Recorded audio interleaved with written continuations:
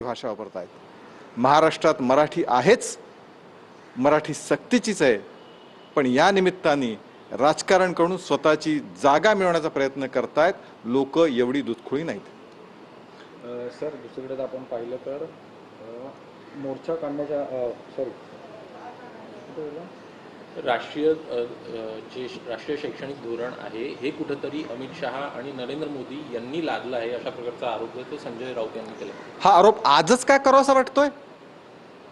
खरं म्हणजे इतके स्वाभिमानी मराठीचे उद्धव ठाकरे होते खरंच तर त्या माशेलकर समितीने अहवाल आल्याला जाहीरपणे का नाही सांगितलं त्यांनी की आम्ही याची अंमलबजावणी करणार नाही?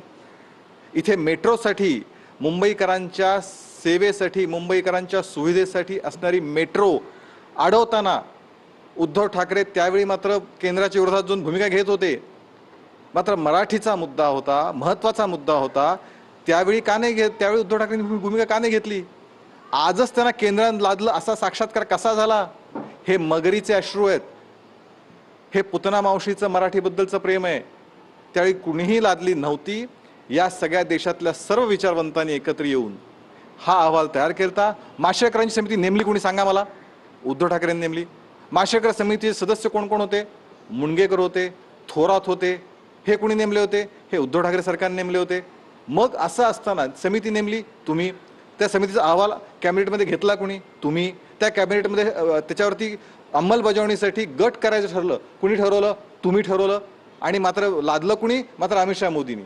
मला असं वाटतं हा खोटेपणा बंद केला पाहिजे संजय राऊत यांनी आणि वस्तुस्थिती बघितली पाहिजे। सर, हिंदी भाषेसंदर्भात मी फडणवीसांशी बोलणार सुप्रिया सुळे म्हणतात, मात्र फडणवीस भेटायला वेळ देत नाही असं देखील म्हणतात। असं आहे की देवेंद्रजी महाराष्ट्रातल्या तमाम जनतेला माहिती आहे की देवेंद्रजी सर्वांना भेटतात। केवळ एखाद्या मेसेजवरती सुद्धा देवेंद्रजी लोकांची कामं करतात। हे महाराष्ट्रातल्या जनतेने अनेक वेळा बघितलंय। आता त्यांना भेटायचंच नसेल तर वेळ देत नाही वगैरे ही कारणं ठीक आहेत। सर, इन्कम टॅक्स भरणाऱ्या परिवारांना तर लाडकी बहीण योजनेचा लाभ घेता येणार नाहीये। लवकरच आयकर विभाग आणि महिला व बालकल्याण विभागाच्या MOU हस्ताक्षरित करणार आहेत। मला असं वाटतं की या योजनेचा हेतूच मुळात समाजामध्ये जे शेवटच्या वर्गात विकासापासून वंचित आहेत अशा महिलांसाठी आहे की जो समाजाच्या शेवटच्या घटकापर्यंत आहे। त्यामुळे अशा योजना, सामाजिक योजना प्रामुख्याने समाजातल्या शेवटच्या घटकांपर्यंत त्यांचं राहणीमान उंचावावं यासाठी अशा योजना असतात। त्यामुळे तशा पद्धतीने काही निर्णय होत असेल तर ते आक्षेप घेण्यासारखं आहे। निवडणुकीच्या काळामध्ये मात्र सगळ्यांना सरसकट हे करत पैसे त्यावेळी सुद्धा ज्यावेळी योजना आणली त्यावेळी सुद्धा नियम निकष हे लावलेलेच होते। त्यामुळे